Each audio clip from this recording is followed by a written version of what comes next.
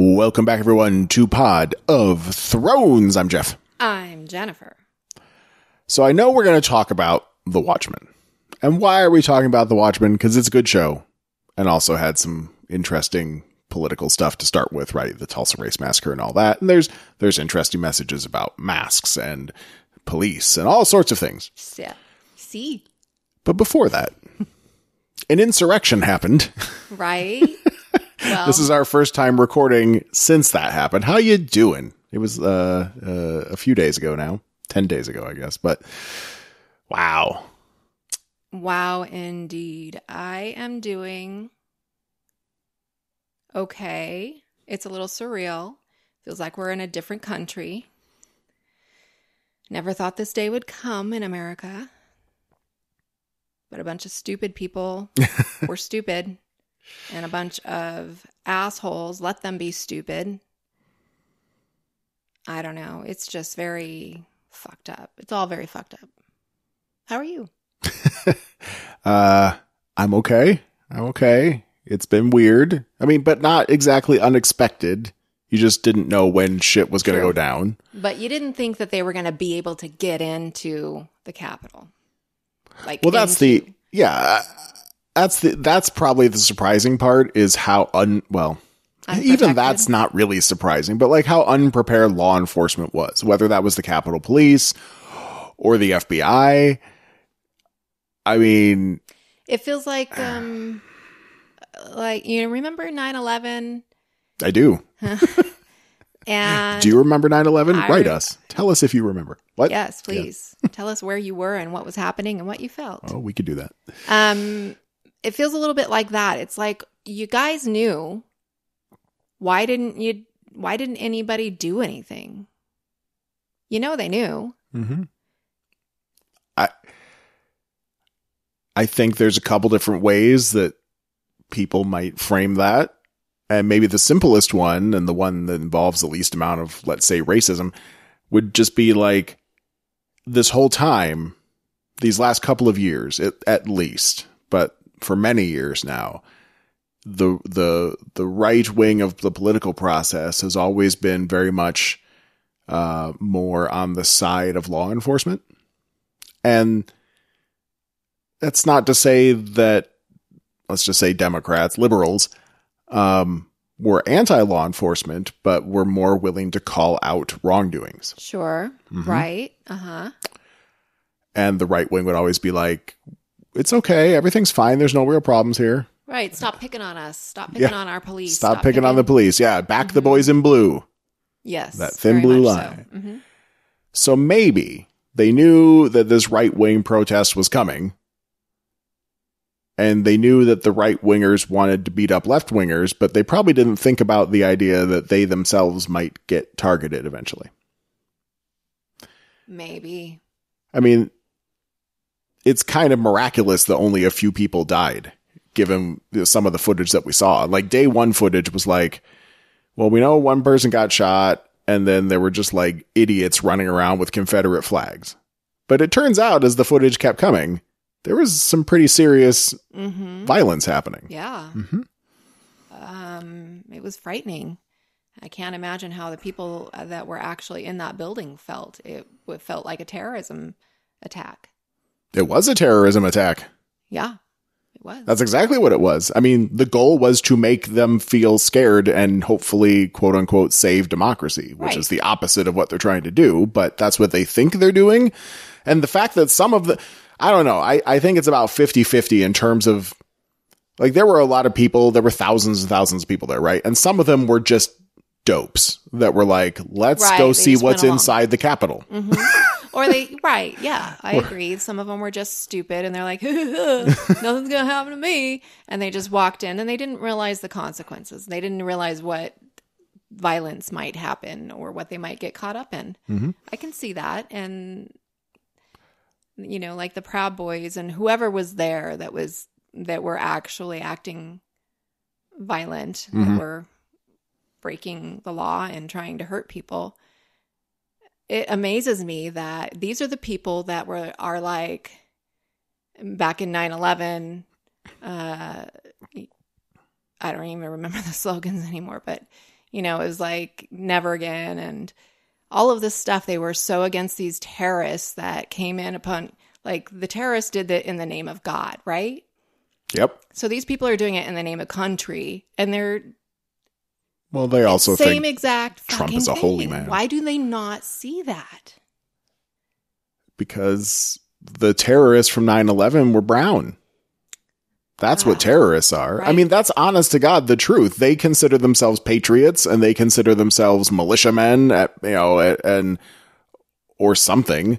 And a lot of pundits and newscasters are also still not willing to call them terrorists, even though there were bombs there. They didn't go off, but it was part of someone's plan.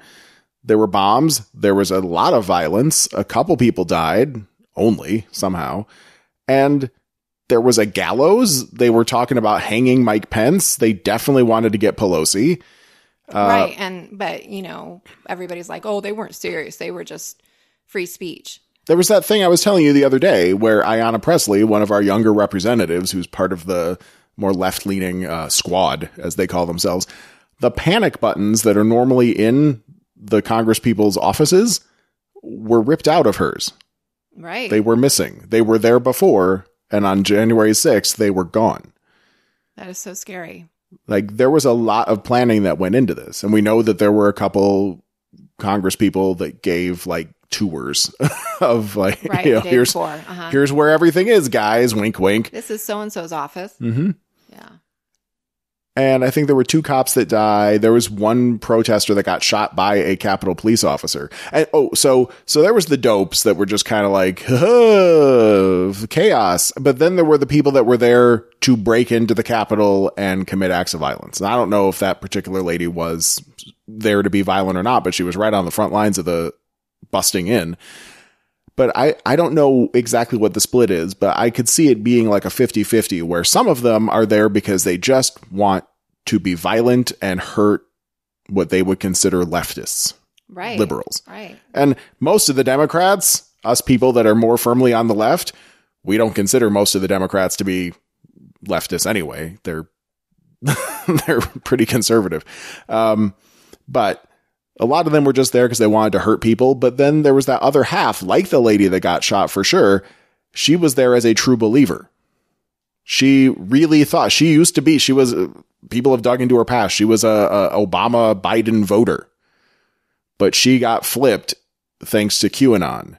Right. She had mental health issues. Well, did she? I mean, that's what I read. Is it a mental health issue to believe in that conspiracy theory? I don't know. Because to me, I read that shit and it seems crazy as fuck. You're talking about the one that died. Yeah. Yeah. So I actually read about her past, and her family said that she did have mental health issues. Okay. And they thought she was doing better, but then she got into QAnon, and that's when everything took a turn for the worse.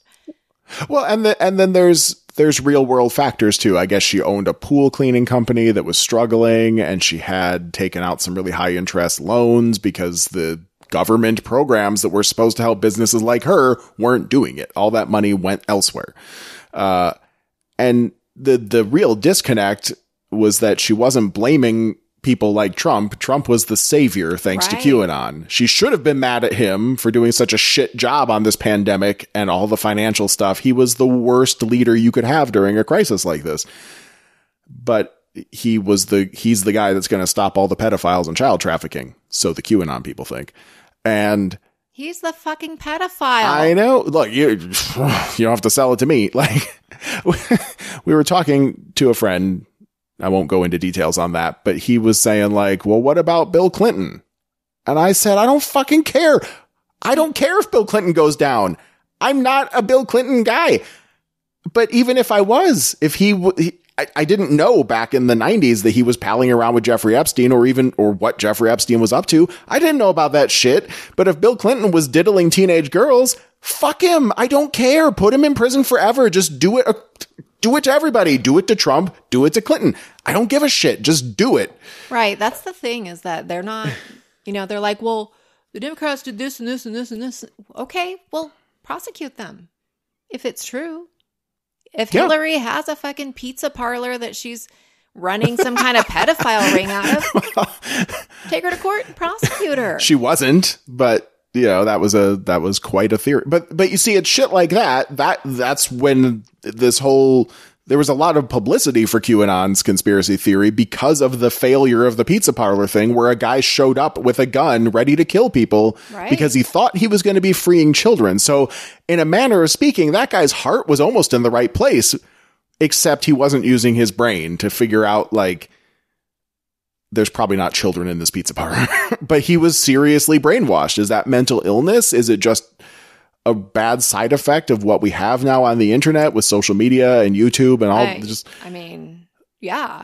I read another quote where somebody said, I can't remember who it was, but they said the only difference between Trumpers and what was the guy's name that the cult guy that they drink the Kool-Aid? Jim Jones.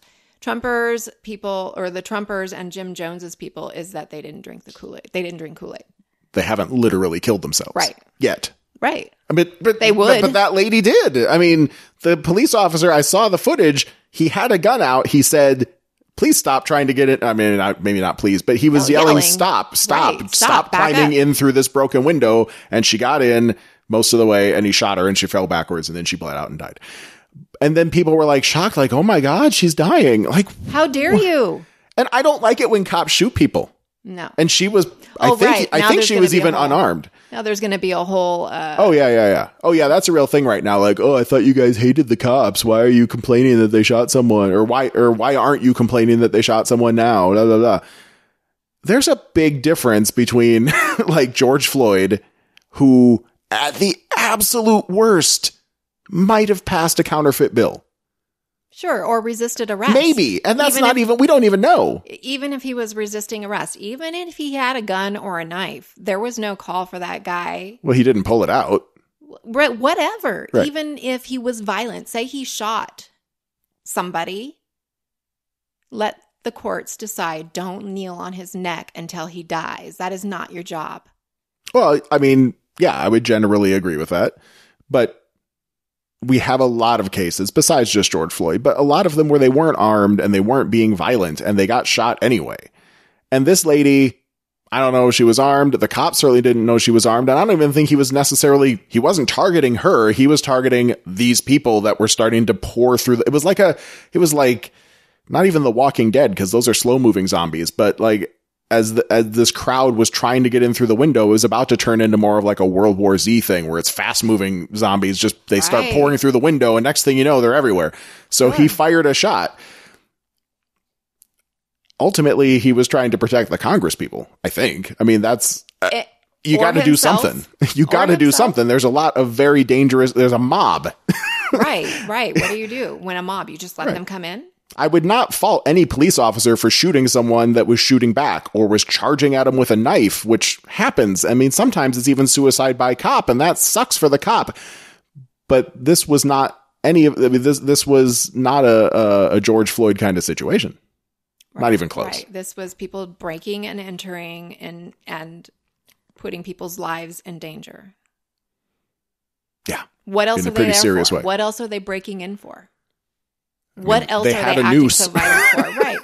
They're breaking the windows and people have a gun drawn at them. What else could they be there for if they're just going to stroll around peacefully? Yeah, I guess so. And steal things. Yeah, so we're supposed to just let them do that. Oh, and whatever happened to when the looting starts, the shooting starts? People were stealing things from the Capitol building, and the cops only shot one lady in a particular heated moment of almost violence. Right. The cops didn't kill anybody. They didn't shoot that idiot Except who was her. walking around with a big smile on his face holding Nancy Pelosi's podium or whatever, or the guy that took an envelope from her office after shitting on her desk or whatever the fuck happened.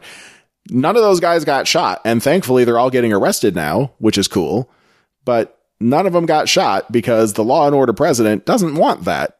It's not to be applied universally, which he only ultimately wants it when it's against his agenda.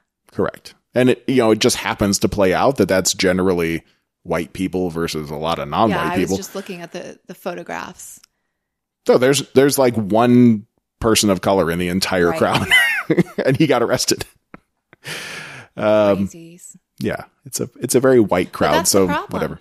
These people are in desperate need of something. They're in desperation, and they just can't see the truth. They would rather grasp onto conspiracy theories, and it's easier to believe than the fact that your government is failing you. Or I find it very easy to believe that our government is failing us. I've been seeing it for, I don't know, how long have I been paying attention to politics? Over 20 years. Not my whole life, certainly, but I don't mean easy to believe like it's just, it feels better to believe in these crazy conspiracy theories than the reality that your government is failing. Oh, sure. Yeah. I mean, you voted for Trump because you wanted change. You wanted someone who would buck the system and be the hero that we all needed. Yeah. And then it turns out he's a piece of shit, which a lot of us saw coming, but only about half. A little over half of us saw that coming. They just thought it was like locker room talk, and this is just the way he is. Yeah, but it makes sense, you see, if he's actually undercover trying to stop a pedophile ring. And that's what all this is about. He doesn't grab the pussies. He pretends like he grabs the pussies so he can hang out with the Jeffrey Epsteins of the world. Because someday, JFK Jr. and who will come back from the dead, and beside Donald Trump, they will free all the children, except the ones in cages by the border, who have also been raped. Oh, Jesus Christ. Okay, so yeah, there was an insurrection. It was bad, but we're a few days away now from the inauguration, so who knows what we'll be talking about in our next episode. Right. Gosh. Could be anything. There may never be another episode. You think it's going to hit us here in Southern California? I mean, they say Donald Trump still has the codes to the nuclear missiles and stuff. Maybe he does, but he crazy doesn't enough to push the button. He doesn't get to launch them himself, though. No, I know, but he makes a call. I don't think anyone's going to listen to him now. Hopefully not. I hope not. But he can do some crazy stuff in the next few days. There was the MyPillow guy. I was trying to tell you about that last night. He showed up. The MyPillow guy. I can't remember his name right now, but the CEO of MyPillow, who's a crazy right-wing lunatic, showed up at the White House with notes to have a meeting with Trump, and it included talk of martial law. So there may be some interesting action over the next few days. We'll see. We shall see. If Trump tries to declare martial law, I don't actually think he means it. I mean, it would be cool if it worked out for him and all, but I don't think he means it. I think he just wants to keep up the show he's been putting on for the sake of whatever he's going to do next, presumably a media network. Right. And he just needs to keep his base knowing that he's there and that he's, quote, fighting the good fight or whatever, so that he can get their money very soon. Because he's going to start a new project as soon as he gets out of the White House. Whew. Jeez. All right, you want to talk about Watchmen? What are you jeezing? Oh, I was just looking at his note. But the MyPillow guy? Yeah, when I Googled MyPillow note, this what came the up. It's a fuck real is thing. that? This is what Moira. We saw that. Yeah, we saw that on Schitt's Creek. It's like a pillow helmet. The ostrich napping pillow. Look it up. People. Ostrich napping pillow. How much does it cost? $99.99. So for $100, you can have a napping pillow that appears to completely encase your entire head except for a breathing hole. Right, and somehow it has these like weird armholes on the top. For your ears? I guess. Well, that's too bad, because I was thinking just now, like, maybe I should get you one of those, because you have a real hard time with traffic noise outside of our house. Catch a quick nap against a bus window. Can you imagine seeing somebody wearing this? There's no eye holes, right? No. Who would do that? Who would intentionally blind themselves on a bus? The world's not ready for that. The metal rails of a subway seat, the bark of a tree, on a desk at work, or even the back of a park bench. The desk at work. I'll go with that. Okay. I could do that. I could put my head down on my desk, because that is uncomfortable. If you put your head down on your desk, it doesn't feel good. Mm-hmm. But if you were wearing a modified GIMP costume. This is what I need for the noise at night. I just said that. Oh, sorry. You weren't listening. But it has but if it has ear holes. If it has ear holes, then it doesn't do you any good. They're not real. Like, they're way up on top. We might have to try one. It's like a foot off of the head, and the ear holes are way up here. All right, listen, let's just say this now. I'm thinking about buying her a $99 fully encasing head pillow. If I do, there will be pictures of it on God. on our Twitters. So make sure you follow us. I'm at Pot of Thrones. At Kid Free Weekend. She's showing me a picture of someone napping on their desk with it. Their faces they just, oh, you got to see it. And their arms are in the ear holes. They put their hands in it's a hand rest. Interesting. Oh, Does it block out noise, though? That would be key. So we're going to look into that. So if you're not following us on Twitter yet, what the fuck? You got to do that. It's like a joke, but it's not. It's like a beanbag for your head, it says. And if you've watched Schitt's Creek, you've actually seen it. Moira did wear it. Moira Rose wears it. Yeah, once in a while. When Roland is listening. Oh, right.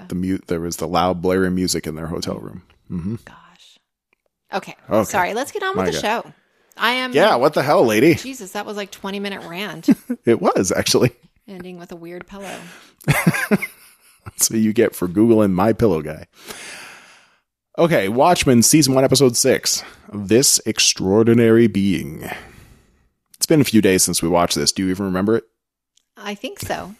I think I do. This episode was predicated completely on the notion that Angela took a big old mouthful of pills, nostalgia pills. Oh, yeah. Mm-hmm. And you're not even supposed to take someone else's nostalgia. Apparently, it's only good for you if they made it out of your memories, and then you're having dementia, so you take those pills to remember what you're supposed to remember. That's pretty cool. But she took them from her grandfather. How do they make that? How do you put your memories into pill form?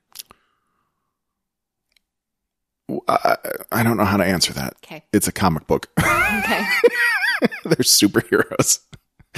Dr. Manhattan exists. Otherwise I'd love to draw that up because I think that'd be super fun. Okay, so what we get at the beginning of this episode clears up some stuff from the last episode. So before we go into the black and white part, we do get another snippet of American Hero Story, a television show that is really being broadcast in this fictional alternate version of Earth. Mm-hmm. So we have Hooded Justice, the Minuteman, being interrogated by some cops. They want to know about the noose he wears around his neck. What's it for? Is it like for fear, scaring people, or is it sex stuff? They're asking for a picture of his real face because they know that he's having an affair with Captain Metropolis.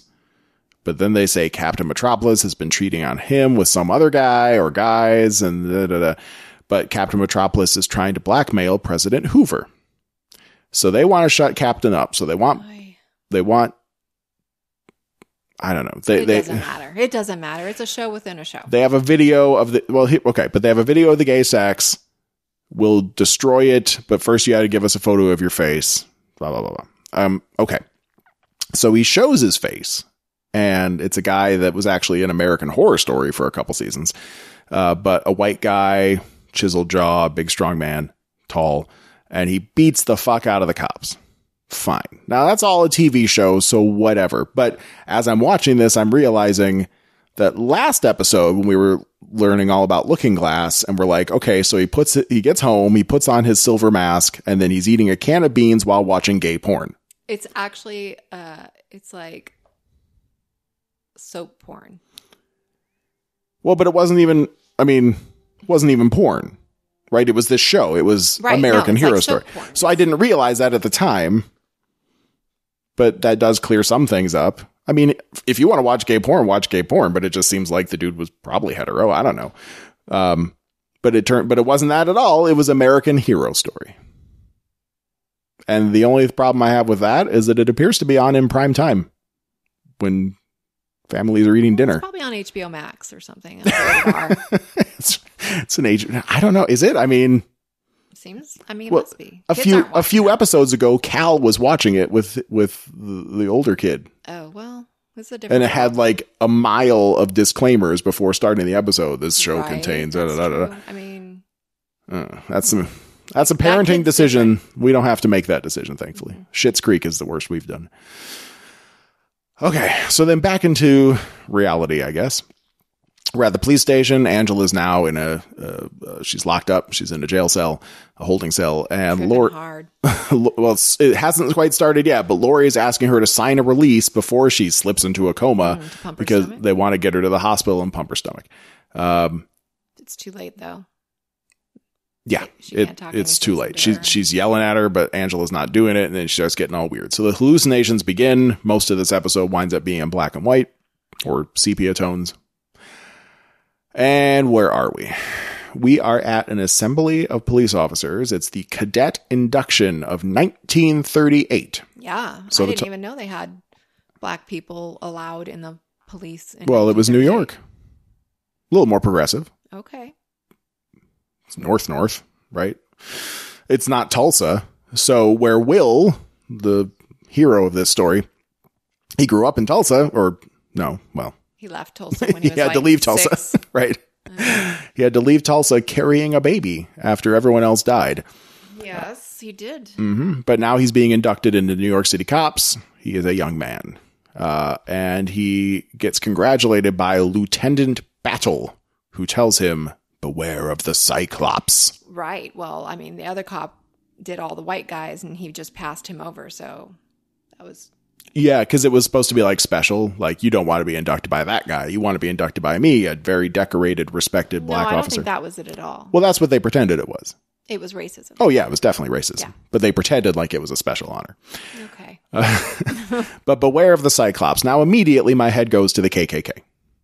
Because Cyclops is one of their ranks. Oh, is it? Yeah, they have wizards and dragons and Cyclopses. It's all like... If it wasn't all racism, I'd be all over it because it sounds like a D&D game. But unfortunately, it's about killing black people. And that I'm not into. I had no idea. You never heard of like Grand Dragon of the KKK or Grand Wizard? Grand Master. No, I don't think they have Grand Masters. Grandmaster Flash?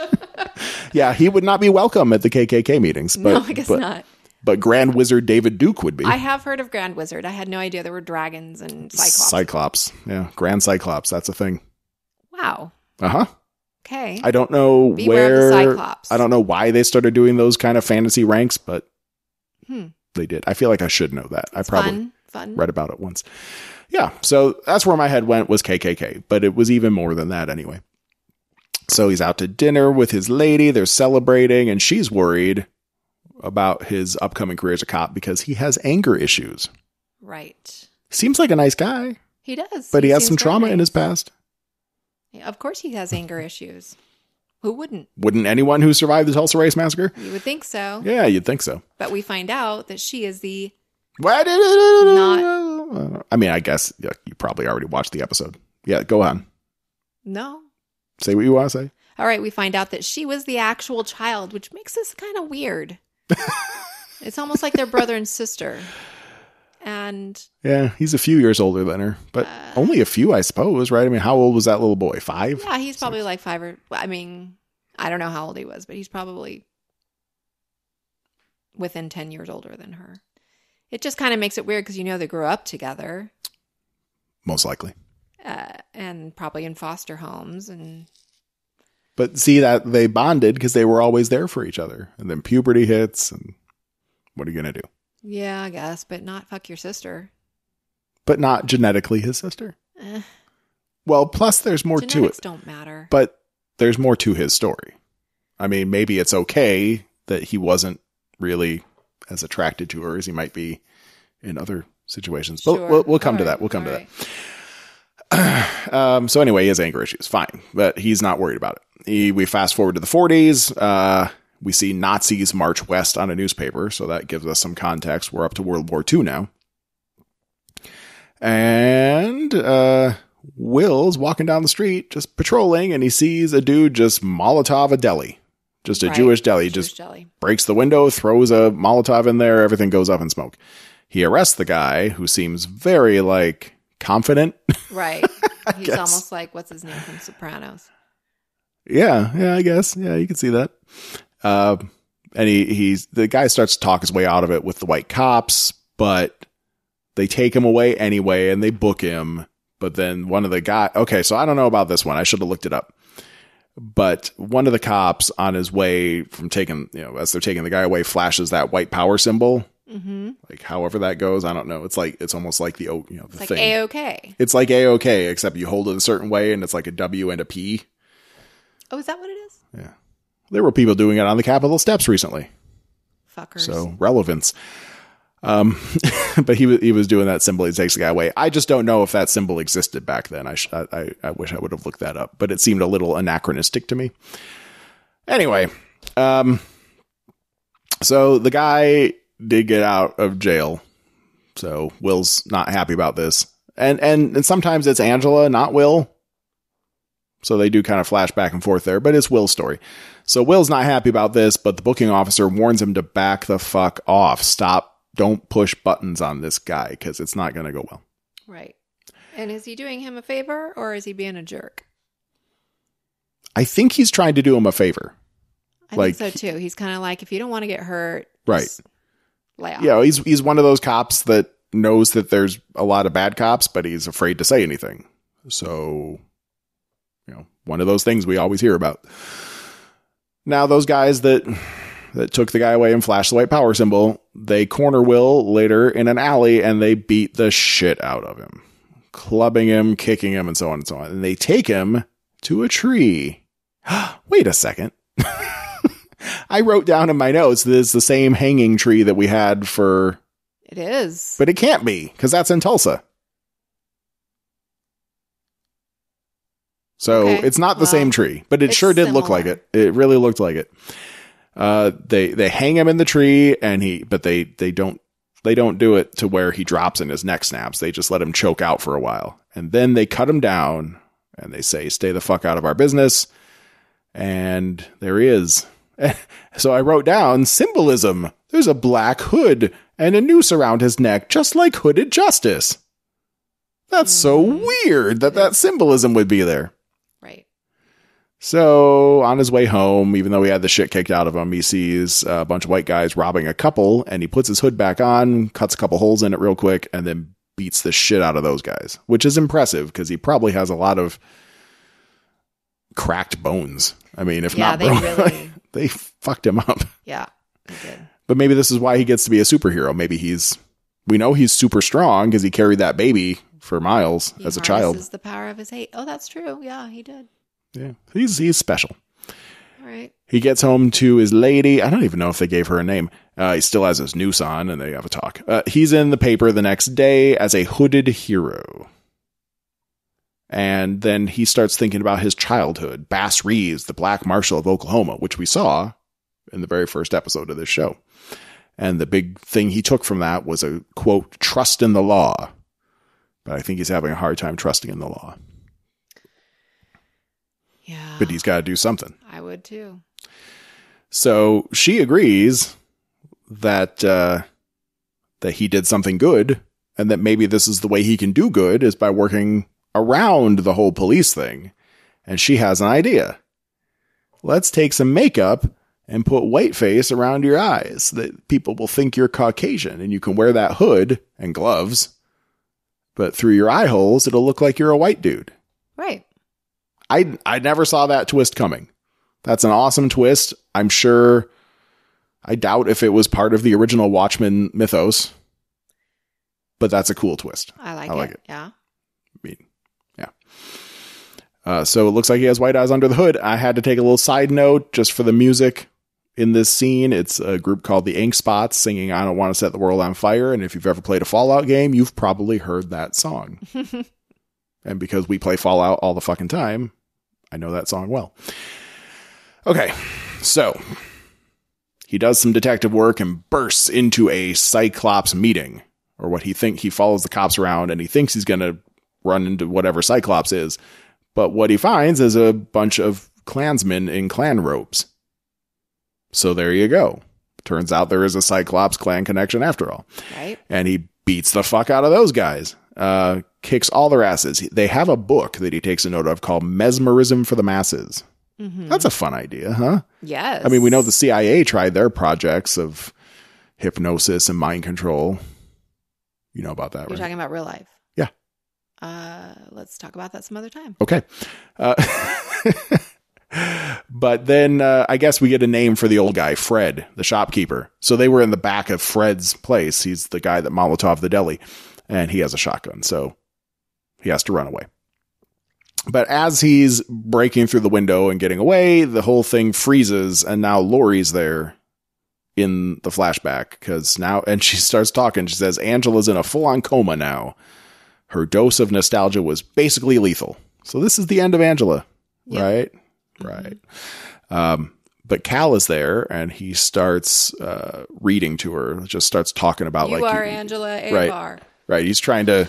I guess they're trying to make a mental connection in the hopes it'll spark something in her. Sure. Yeah, because she is legitimately kind of forgetting who she is.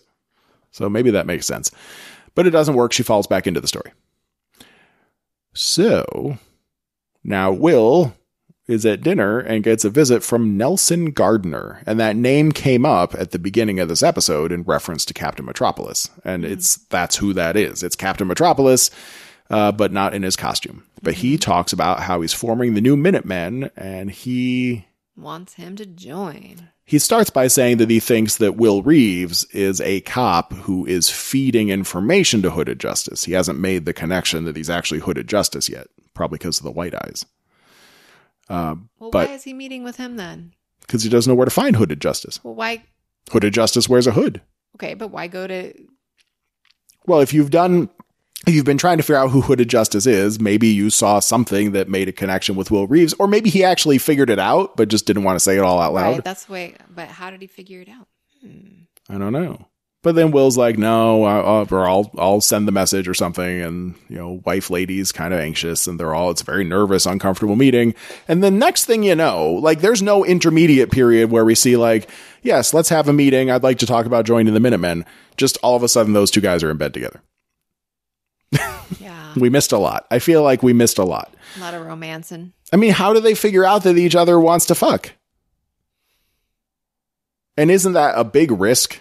If you're Captain Metropolis, if you're legitimately trying to put together a superhero team, you can't hit on this guy that you want to join your team. I mean, what if he says no or freaks out? I mean, unless your gaydar is really strong. Time has passed. All right, well. They know who each other are now, I guess. But so I wrote down the fucking is already happening and he hasn't even joined the new Minutemen yet. So take that for what you will. But it happened fast, I think. He hadn't committed. And then they accidentally brushed their hands together and then they both felt a spark. Yes. How romantic. It would be romantic if Captain Metropolis didn't turn out to be an asshole, but that didn't happen yet. And it turns out that if you're joining the new Minutemen, you're gonna have to wear that hood all the time because a few people that I've recruited are still racist, even though they're good guys. Yeah, they're good guys, but they don't like black people, which I think is a problem that we've seen a lot through history. People that we want to be heroes, but it's they're less racist than other people, but they're still racist. I don't know. So he's got to wear his costume all the time. That's why no one ever knew who Hooded Justice was. So we get a little reveal. We get the name of his wife, June, and we find out that she's the baby from Tulsa, but we already talked about that. There's more Ink Spots music that was also on the Fallout soundtrack, but we don't have to belabor that point. Just play Fallout. I'm just saying. Fallout 4, Fallout 76, right, it's on both those soundtracks. All right. And sure enough, later on, flash forward, he has joined the team. He's part of the new Minutemen. Cool. There's a press conference. And at the press conference, Hooded Justice tries to out the Cyclops conspiracy. Starts talking about it. But Captain Metropolis interrupts and talks about Moloch instead. Now, we know Moloch from the comic book / movie. He was in there, but he was dying of cancer at the time. But he used to be this super villain, back in the 40s. He had pointy ears, too, which was strange. I don't know why. But anyway, he was a super villain at this particular point in time. Very dangerous guy. Flash forward again. June and Will have had a baby, so that's nice. Yeah, kind of interesting. They're still getting it on. Whether or not Will really wants Captain Metropolis instead. By somebody else. No, I don't think so. Okay. I think you can make it happen, right? I mean, that shit used to happen all the time back then. Probably still happens a little bit now. You just close your eyes and do what you got to do to make your wife happy. I mean, he loves June. See, that's what I was going with before, is without a doubt, Will loves June. They grew up together, right? And maybe as a brother, yeah. Now, she was younger, so maybe it's different. He saved her, so she's probably always idolized him. So falling in love would be a natural consequence of that. Now, for him, of course he loves her. Maybe he's not fully in love, but since he can't openly be with a guy, it could work out. Sure. It's probably the best foundation you could have. People to choose from wherever. What town are they in? New York City. I guess there would be. There would be, but I think they probably moved there together from Oklahoma. Right. Yeah. Okay, so then the plot thickens. As Officer Reeves, Will shows up to some kind of crisis at a theater involving black people, and they want him to go in because these white officers don't know how to talk to black people. Black people be crazy. Jesus Christ. But whatever it was that happened was a psychic attack. This lady is like, I don't know what happened. All of a sudden, I was hurting people, and I wanted to hurt them, and I don't know why. Mm-hmm. It was very Kingsman-like. Remember in the Kingsman, the cell phones went off and it hypnotized people and they just became super violent? Mm-hmm. It seemed like that.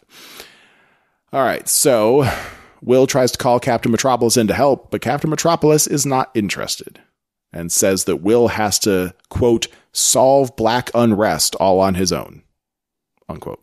That's shitty. Sure is. I mean, you're on a team, but also you're lovers. Right. So that does not speak well of Captain Metropolis. That just sucks all the romance out of it. He wanted to fuck a black guy, whatever, but he doesn't actually he's not in love. If he was in love, he'd do anything. You're going to go into a dangerous situation. I'll be right there to help him fight side by side. He doesn't do that. So he's a piece of shit. Protect himself. Fuck Captain Metropolis. But as he gets off that phone call, Fred, the shopkeep, the Molotov guy, is there, and he taunts Will a little bit. But the place that Will tracked the Cyclops activity to is this guy's warehouse. Right. Uh-huh. So Fred is at least bankrolling this operation, or he may be the head of the KKK in this area. Who knows? Whatever the case, Will doesn't care anymore. He knows what he's going to go inside this warehouse, so he just all by himself. Just shoots Fred. Just takes him out right there in the alley. Yeah. I loved that. I do too, yeah. I hate that they always let the bad guys go. This is one of those, he's a cop and he just shot an unarmed man. But it's one of those ones where I guess I'm okay with it because that guy is a Nazi. Yeah, he killed a bunch of people. He's a Klansman. And he's not going to reform. Right. There's no rehabbing that guy. And he's trying to make black people kill themselves and has a way to do it. Or kill each other. Right. That guy just killed a theater full of people. So Will pulls out his hood but doesn't have his whole costume. But that's enough, I guess. He goes into the warehouse with his police issue revolver and cleans house. No one stands a chance against this guy. And he finds a room in the back, somewhere hidden, where a white cop, the one that we've seen before, is recording the hypnotic messages that they're going to put onto these film reels that they're showing in these theaters. So Will takes care of business. Kills that guy and then burns everything except he kept one projector. And I do wonder... what's he going to do with that? That's coming back, right? He kept one of their special hypno projectors. And then he gets home. He's had a long day. And finds his son putting on the white eyes makeup. Right. And he freaks out. I did not understand why. Because he doesn't want him to be like that. But Hooded Justice is doing good in the world. Yeah, but it's at his own... peril? His own soul is being eaten alive by his secret. I'm not saying it's an easy life, but there are worse things. I mean... and he doesn't want his son to go into danger. He just wants him to have a normal, happy life. That's what you want your kids to do. You don't want them to put themselves in danger. And well, pulling his arms off isn't going to make it better, though. You just have a talk. Well, he has anger issues. Will's anger issues came out. He wasn't going to hurt him. Well, I think he kind of was. He was yanking on him. I don't know. He was a little scary. And because he was a little scary, and probably not the first time, I'm guessing, or maybe June knows about the gay stuff, whatever it is, June wants to go home to Tulsa, and she doesn't want Will to come. Right. Right. So that's the end of that marriage. And then, and then we fast forward to present day. This is still in the memory bottle with old Will waiting for Judd to drive by with the spike strip and everything. Mm-hmm. And as Judd gets out of the car, Will uses his flashlight, which he apparently added that mesmerism technology to, To make him push him up to the tree. Mm-hmm. And then get the noose ready. Right. And then hang himself. Yes. Mm-hmm. We solved that mystery. And Judd is clearly aware of what he's doing, but he cannot stop. Yep. It's like that bug that gets in your brain. And Star Trek 2? No, well, it's a real life thing. Oh. It takes over like the cricket, that little. Oh, sure. Mm-hmm. And it makes it kill himself. Mm-hmm. And then it lays its babies inside of him. That's pretty much the same thing, I guess. Yeah. Yes. I mean, Will didn't lay eggs inside Judd's corpse, I hope. That'd be gross. So anyway, what were we saying? So Will so Judd has to hang himself. I guess they were able to talk a little bit about he talked about the clan connection. Judd says the clan robe was his granddad's. It was his right to keep it as his legacy. Right. What kind of legacy do you, what? I don't know. This is questions that we still didn't quite get answered, but largely because then Judd hangs himself. So we don't get to know. Would you keep that? Probably not. I don't know. Would you? I don't know. Be kind of weird. It would be weird and kind of freaky. It's like a piece of history. A friend of mine once bought a sword. It was like, I don't know where he found it, at like a flea market or something. And there's a lot of this shit at flea markets, but I guess people buy stuff for different reasons. But he bought it. It was like a little cane sword. So, but then on the head of the cane was a little swastika. Mm. And my friend was very much not a Nazi. he's more lefty than I am. Because it was an interesting piece. It was just interesting. And it's like, I can't believe I just found a sword cane, which incidentally is also illegal to carry around. I can't believe I just found a sword cane with a swastika on it just sitting here out in the open in Milwaukee or wherever that was. Mm-hmm. I would probably donate it to a museum or something. I wouldn't keep it in my house. Maybe. I guess, that when it's your family too. Like if you were really if you were not into the KKK. Right. Let's assume you're not. Would you hide it and put it on this, make a big closet for it? I could see maybe not throwing it away and like shamefully putting it in the basement under a bunch of stuff somewhere. Yes. I could see that. Right. But I could also see getting rid of it because you don't need those kind of memories. Uh-huh. But if Judd kept it and put it in a secret compartment in his closet and pristine and kept it clean, there's a implication there. We still don't know the truth about Judd. Mm-hmm. There's only 3 episodes left of this show, so who knows? But the implication there maybe being that he was once KKK. He was into it. Yeah. Involved. Yeah. And that complicates his relationship with Angela a bit, since he doesn't seem like he'd be a racist dude if his best friend is a black lady. Yeah. But who knows now? Maybe he was KKK and gave it up. Maybe wifey knows. Tried to turn it around. Yeah, I hope we find out. Because this episode gave us nothing in terms of like a teaser of what's coming next. And with Judd dead, who knows? But I do hope we get the rest of that story. Mm-hmm. But ultimately, Angela is going to be okay. She is getting tended to by Lady True herself. Yes. So that's... They must have taken her to Lady True now. That's a good sign, I'd say. Right, because they knew that Lady True was the one that invented those pills. So yes, that was mentioned. She must be the only one that knows the antidote. No, what is it called? Antidote is a term we use for a poison. Yeah, something to counteract a poison. All right. I think that qualifies. I was thinking of anecdote. Oh, an anecdote. No, that's a different thing. Right. So that's it. That's the episode. And we're going to have to watch more now or soon. Mm-hmm. Maybe we shouldn't watch until after the inauguration. Maybe we should give it a couple days. But we'll be back soon with the next episode. And we have 3 left. And I'm looking forward to, again, it really does, as much as I feel bad that we took so long to watch this show, I feel like this is the best time to be watching a show about, you've got an insurrectionist group trying to take down Tulsa government or something. One guy's member of Congress. You've got you got Klan shit. You've got, we don't know how those intermingle. a lot of issues with police officers and their potential for violence. So I really feel like this is a perfect show to be watching right now. So I'm glad we're doing it. I'm glad you guys are here watching along with us, or reminiscing at least. Yeah. Yeah, me too. I'm wondering how many of these people that, broke into the Capitol have like seen shows like this, because it's so... Or The Handmaid's Tale. Right. We got to talk about that shit.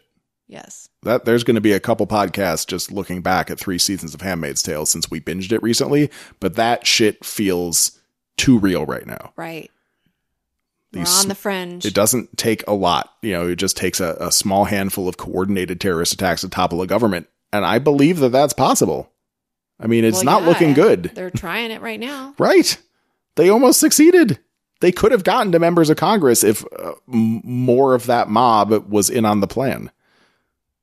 There was not enough police presence there to save them all. Hopefully our country will get this shit together. Hopefully. Start, I don't know, let's keep hoping. Right. This is a miracle. This is America. America. America. Fuck yeah. All right. Well, we'll be back soon, you guys. I promise. America. Fuck yeah.